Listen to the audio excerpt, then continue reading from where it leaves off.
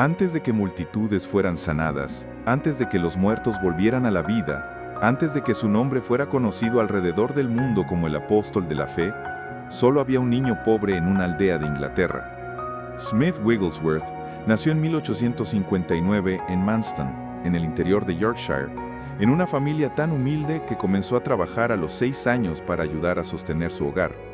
Era solo un niño entre el humo de las fábricas, las herramientas pesadas y la dura realidad del mundo industrial.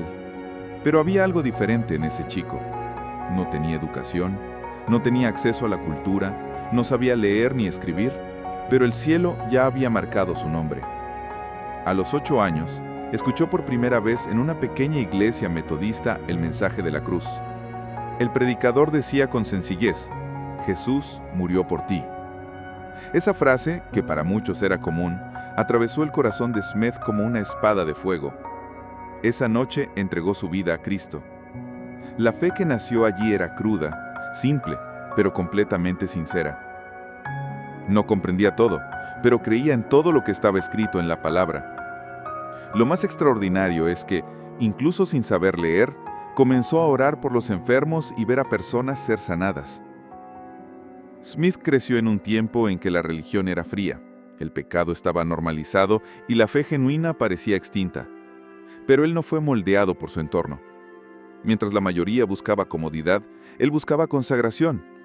Mientras otros buscaban explicaciones, él buscaba la presencia. Su fe no se basaba en libros de teología, sino en una comunión directa con un Dios vivo. A los 20 años, se casó con Polly, una mujer llena del espíritu que sería fundamental en su formación. Fue ella quien le enseñó a leer, y el único libro que eligió leer a lo largo de su vida fue la Biblia. Nada más. Ni periódicos, ni revistas, ni otro libro. Solo la palabra de Dios. Y lo hacía todos los días, una y otra vez, hasta que no solo estuviera en su mente, sino en su sangre, en sus huesos, en cada fibra de su ser. Smith Wigglesworth nunca fue conocido por ser pulido, elocuente o intelectual, pero había algo en su vida que lo hacía inconfundible. Él llevaba la presencia de Dios. Después de aprender a leer con su esposa Polly, Smith tomó una decisión que marcaría todo su ministerio. Solo leería la Biblia. Ningún periódico, ninguna revista, ningún otro libro. Decía que el mundo ya ofrecía demasiadas distracciones y que no valía la pena ocupar la mente con aquello que no traía vida. La Biblia era su fuente, su alimento, su arma y su brújula. La leía con temor, con hambre, con fe. Su casa era conocida por su ambiente de reverencia. No se toleraba ninguna conversación frívola, broma carnal o comentario inútil. Era como si su hogar fuera una extensión del altar de Dios. Se cuenta que un día un pastor llegó a su puerta con un periódico bajo el brazo y Smith lo recibió diciendo: «Deja esa cosa del diablo afuera, aquí solo entra la verdad». Esta dedicación a la palabra no era teórica, era viva. Creía que lo que estaba escrito debía ser vivido. Ayunaba constantemente, oraba en todo momento. Nunca pasaba más de 30 minutos sin orar y nunca oraba más de 30 minutos seguidos, porque vivía en oración continua. Su corazón estaba completamente separado del mundo. Decía: si quieres los mismos resultados que yo, vive la misma vida que yo vivo. Una vida de muerte para el yo y rendición total al Espíritu Santo. La santidad para él no era una doctrina, sino un estilo de vida. No aceptaba convivir con el pecado ni excusas para la debilidad espiritual. Era duro, directo, hasta ofensivo para algunos, pero los cielos reconocían su voz. Cuando oraba, los demonios salían, las enfermedades retrocedían y el ambiente cambiaba. Era imposible estar cerca de él y seguir viviendo de forma superficial. Había algo en sus ojos, en su tono de voz, en su presencia, algo que confrontaba. No era popular, pero era peligroso para el infierno. Esa era la base de todo lo que vivió. Una vida de oración constante, ayuno regular, comunión con el Espíritu Santo y obediencia radical a la palabra. Mientras muchos buscaban poder para impresionar, Smith buscaba pureza para agradar. Y por eso, Dios le confió un nivel de autoridad espiritual que pocos experimentaron. Porque el poder de Dios no descansa en los talentos, sino en la santidad. Y Smith Wigglesworth entendió esto desde el principio. Su fe no era teórica, ni educada. Era viva, cruda, audaz e innegociable. Creía en cada palabra de la Escritura, como si hubiera sido escrita directamente para él. Y si Dios dijo algo, entonces estaba hecho. Punto final. No discutía, no racionalizaba, no aceptaba excusas, él creía, y esa fe simple pero profunda lo convertía en un gigante espiritual. Decía, no me muevo por lo que veo, me muevo por lo que creo. Era conocido por expulsar la incredulidad del ambiente como una plaga. Si alguien decía, tal vez Dios no quiera sanar, él cortaba la conversación de inmediato. Su personalidad era directa, a veces hasta ruda. No perdía tiempo con conversaciones tibias o religiosidades fingidas. Cuando entraba a un lugar, traía el cielo con él o exponía el infierno que había allí. Era amado por unos, criticado por muchos, temido por otros, pero era respetado. Su vida de oración no era de rituales, era como respirar. Decía, nunca paso más de 30 minutos sin orar. Y también decía, nunca oro más de 30 minutos, no por limitación, sino porque mi vida es una oración continua. En cualquier momento, en cualquier lugar, él estaba en comunión con Dios. Oraba caminando, oraba sentado, oraba predicando, oraba en silencio, oraba con gemidos, oraba en lenguas, oraba con lágrimas, oraba con autoridad. Su fe provenía del lugar secreto, pero se manifestaba en público con poder. Era común que expulsara enfermedades con órdenes secas y directas. En el nombre de Jesús, sal. Y los tumores desaparecían.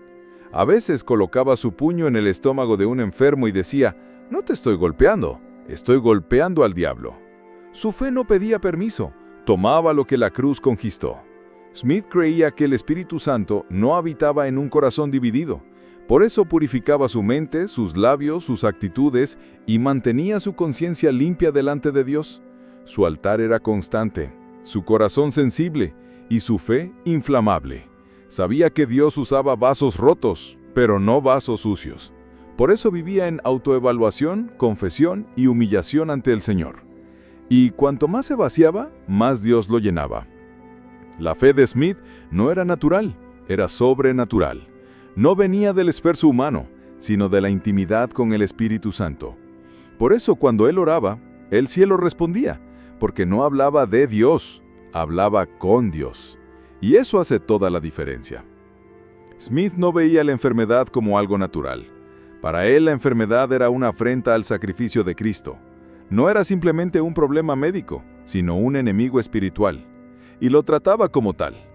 Cuando oraba por un enfermo, no susurraba suaves peticiones.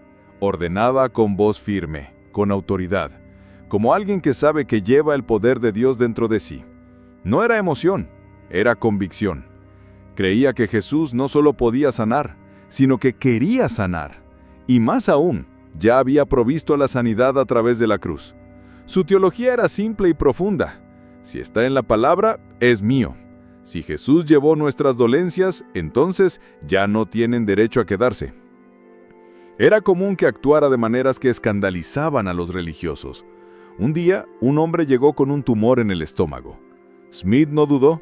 Le dio un golpe seco en el abdomen y dijo, «En el nombre de Jesús, sal». El hombre cayó. Algunos gritaron, «¡Lo mataste!». Pero segundos después, se levantó curado. Smith no era agresivo por temperamento, era violento con las tinieblas. Decía, «Nunca tengas compasión del diablo. La enfermedad no es tu amiga. Trátala como enemiga y huirá». En otra ocasión, una mujer con cáncer terminal fue llevada en una camilla. Él oró, expulsó la enfermedad y ella comenzó a levantarse lentamente ante una multitud que lloraba y glorificaba a Dios. Los hospitales comenzaron a llamarlo. Casas fueron transformadas en salas de sanación. El nombre de Jesús era exaltado y no había espectáculo ni manipulación, solo fe. Pero siempre dejaba claro, no soy yo, es Cristo en mí. El mismo Cristo que habita en ti, si crees. Wigglesworth también creía que la sanidad no solo era física, sino espiritual, emocional, completa. Por eso muchas veces oraba por las personas y junto con la curación eran liberadas de opresiones demoníacas, bautizadas con el Espíritu Santo y restauradas en su fe. No era un ministerio de marketing, era un ministerio de milagros, un ministerio de confrontación, porque cada enfermedad sanada era una proclamación viviente: el reino de Dios ha llegado. Y él decía: cuando la fe se levanta, el diablo huye. Cuando el nombre de Jesús es exaltado, ninguna enfermedad puede resistir. Wigglesworth no aceptaba la gloria para sí mismo, siempre apuntaba hacia Jesús, porque sabía que el Espíritu que operaba a través de él estaba disponible para todo creyente que se entregara completamente. Y ese era su mayor deseo: que otros se levantaran con la misma fe, la misma santidad y la misma audacia para sanar a los enfermos en el nombre de Jesús. Wigglesworth no solo sanaba a los enfermos, enfrentaba la muerte misma con la misma autoridad. Para él, resucitar a los muertos no era algo extraordinario. Era simplemente obedecer la palabra que dice: sanad a los enfermos, limpiad a los leprosos, resucitad a los muertos. Él lo creía como quien cree que el sol saldrá mañana. Y por eso los muertos se levantaban. Los relatos son diversos y algunos de ellos simplemente increíbles, pero para quien cree en el poder de Dios, nada es imposible. Se cuenta que una vez fue llamado a orar por un joven que acababa de fallecer. El cuerpo ya estaba frío. La habitación estaba en silencio, llena de luto. Smith entró, ordenó que todos salieran y se quedó solo con el cuerpo. Entonces hizo algo impensable. Levantó al muerto, lo apoyó contra la pared y dijo: «En el nombre de Jesús, camina». El cuerpo cayó al suelo sin vida. Lo levantó nuevamente, con lágrimas en los ojos y fuego en su voz: «En el nombre de Jesús, camina». Por segunda vez, el cuerpo cayó, pero Smith no se detuvo. Por tercera vez levantó ese cadáver y gritó con fe: «Te dije, en el nombre de Jesús, camina». El hombre abrió los ojos, respiró y comenzó a caminar. La habitación de luto se convirtió en altar de gloria. El llanto de la muerte se transformó en clamor de avivamiento. Relatos como este se repitieron muchas veces en su ministerio. Algunas fuentes hablan de 14, otras de 23 personas resucitadas a lo largo de su vida, y entre ellas estaba su propia esposa Polly. Cuando Polly falleció, Smith oró con tanta fe que ella volvió a la vida y abrió los ojos. Conversaron brevemente, pero luego ella dijo: «Smith, el Señor me está llamando, déjame ir con paz». Él respondió: «Si ese es su deseo, no puedo retenerte». Y ella partió. Él creía que si Jesús venció la muerte, los hijos de Dios también deben caminar sobre ella con autoridad. Decía: la muerte es una mentira cuando se enfrenta a la vida de Cristo, porque para él, la fe que sana es la misma que resucita. No hay división, solo hay un Dios poderoso y un nombre sobre todo nombre: Jesús. Smith Wigglesworth vivió como quien ya había muerto para el mundo y por eso no temía al final. Creía que hasta el último suspiro el creyente tiene autoridad para manifestar el reino. Y si Dios quisiera, hasta los muertos se levantarían de nuevo, porque la fe que habita en un hombre lleno del Espíritu Santo no reconoce fronteras, ni siquiera la del sepulcro. Smith Wigglesworth fue un hombre de fe, incluso antes de conocer el bautismo en el Espíritu Santo. Ya oraba por los enfermos, ya creía en las promesas, ya vivía apartado del mundo. Pero había algo que aún no había experimentado: la unción de poder que Jesús prometió. Solo después de mucho tiempo convertido y ya en el ministerio, tuvo un encuentro que cambiaría todo. Fue invitado a una reunión en Sunderland, Inglaterra, donde los cristianos estaban siendo bautizados en el Espíritu y hablando en lenguas. Al principio, él era escéptico. Lo consideraba innecesario, incluso extraño. Pero algo lo inquietaba por dentro. Un fuego que aún no se había encendido. En la reunión, vio a hombres y mujeres sencillos siendo llenos de gloria, siendo transformados, y su corazón comenzó a arder. Entonces se arrodilló y clamó: «Señor, yo también quiero». Esa noche, Smith Wigglesworth fue bautizado con el Espíritu Santo. Lenguas extrañas fluían de sus labios y una onda de poder invadió su alma. Después dijo: «En ese momento recibí una nueva unción. La Biblia se hizo viva de una manera que nunca había sido. Mi predicación cambió, mi fe creció y me convertí en un nuevo hombre». Después de ese bautismo, todo se intensificó. Predicaba con fuego. Cuando hablaba en lenguas, el ambiente temblaba. El Espíritu Santo no era para él una teoría, era una persona viva, real, presente. Decía, nunca subo a un púlpito sin orar en lenguas antes, porque quiero hablar bajo la unción y no desde mi inteligencia. Wigglesworth creía y enseñaba que el bautismo en el Espíritu Santo no era un lujo, era una necesidad. Era la diferencia entre caminar en lo natural y operar en lo sobrenatural. Y no solo hablaba en lenguas, también profetizaba. Varias veces durante sus mensajes interrumpía la predicación con palabras de conocimiento y discernimiento. Decía nombres, describía enfermedades, llamaba a personas del medio de la multitud. Él oía la voz de Dios con claridad. Una vez paró una reunión y señaló a una mujer al fondo de la iglesia. El Señor te está sanando ahora de un cáncer que los médicos dijeron que era incurable. Ella cayó en llanto. La semana siguiente trajo el examen. Ya no había tumor. También profetizó tiempos futuros. Dijo que habría un movimiento del Espíritu donde la palabra y el poder caminarían juntos, que el Espíritu Santo se movería con pureza y autoridad en los últimos días. Una generación llena de palabra, llena de espíritu y llena de fe. Wigglesworth anhelaba esa presencia. Cuando oraba en lenguas, el ambiente se transformaba. Un hombre entró una vez en su casa y cayó de rodillas, llorando, solo por estar cerca de él. El nivel de unción era tan palpable que las personas sentían convicción de pecado solo al estar a su lado. Decía, si estás lleno del Espíritu Santo, serás un peligro para el infierno y un canal de gloria para el cielo. Porque él sabía que el Espíritu Santo no vino solo para consolarnos, vino para capacitarnos, encendernos y usarnos para manifestar el reino de Dios con poder. Smith Wigglesworth caminaba con el Espíritu como un amigo íntimo, oía su voz, obedecía sus mandatos y dependía completamente de él. Y por eso, el mundo natural no podía explicar lo que hacía, porque lo que lo movía no era fuerza humana, sino el propio Espíritu de Dios en furia santa. Smith Wigglesworth vivió 87 años, pero el tiempo nunca fue capaz de apagar lo que Dios hizo a través de él. Murió en 1947, tranquilamente en una reunión de pastores, sin enfermedad, sin dolor, sin agonía. Simplemente partió como un hombre que cumplió su misión y escuchó desde el cielo, buen siervo y fiel. Pero su muerte no fue un fin, fue una semilla, porque el legado de un hombre lleno del Espíritu Santo nunca muere. Wigglesworth predicó en decenas de países, llenó auditorios, pero nunca buscó fama, nunca usó escenarios para promoverse a sí mismo, solo quería que Cristo fuera exaltado. Y toda su vida gritó esa verdad. Jesús aún sana, Jesús aún salva, Jesús aún bautiza con el Espíritu Santo y Jesús aún resucita a los muertos. Miles fueron sanados, cientos fueron liberados, vidas fueron restauradas, naciones fueron sacudidas, pero el mayor impacto fue invisible, el despertar de una fe viva en el cuerpo de Cristo.